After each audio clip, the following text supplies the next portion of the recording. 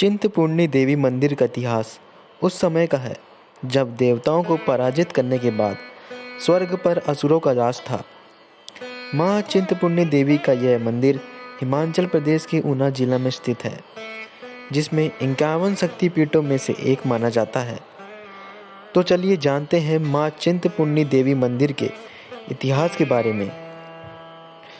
पौराणिक मान्यताओं के अनुसार एक बार देवताओं और असुर के बीच युद्ध प्रारंभ हुआ, जो खत्म होने का नाम ही नहीं ले रहा था।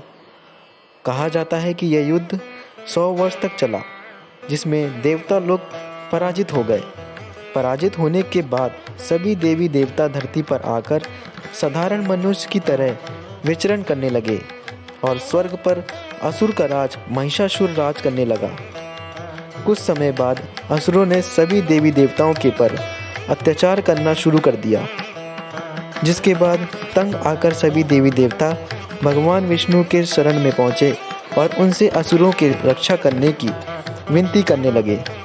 तभी भगवान विष्णु ने ब्रह्मा और महेश यानी देवों के देव महादेव को आह्वान किया। तत्पश्चात वे दोनों भी यहाँ आ पहुँचे।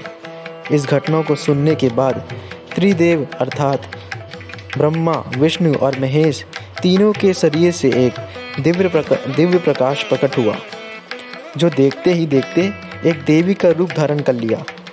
त्रिदेव ने अन्य सभी देवी देवताओं के भांति उस देवी को भी कुछ न कुछ दिव्य शक्ति प्रदान किए। शक्तियाँ प्रदान करने के बाद सभी देवी देवता गण मिलकर उस देवी की आराधना की। उनकी आराधना से प्रसन्न होकर देवी ने कहा कि मैं आप सभी देवी देवताओं को रक्षा अवश्य करूंगी। इतना कहकर देवी महिषासुर से युद्ध करने के लिए स्वर्ग की ओर निकल पड़ी।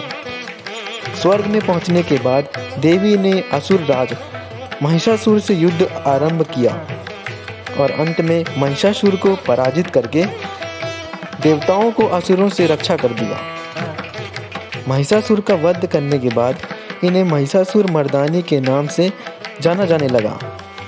क्योंकि महिषासुर मर्दानी ने सभी देवी देवताओं के चिंता को दूर किया, इसलिए सभी देवी देवता लोग इन्हें देवी चिंतपूर्णी के नाम से संबोधित कर उनकी जय जयकार करने लगे। माता चिंतपूर्णी देवी 51 शक्तिपीठों में से एक है। यहाँ पर माता सती के चरण गिरे थे, इसलिए यहाँ पर माता चिंतपूर्णी देवी की पूजा चरण के रूप में की जाती है।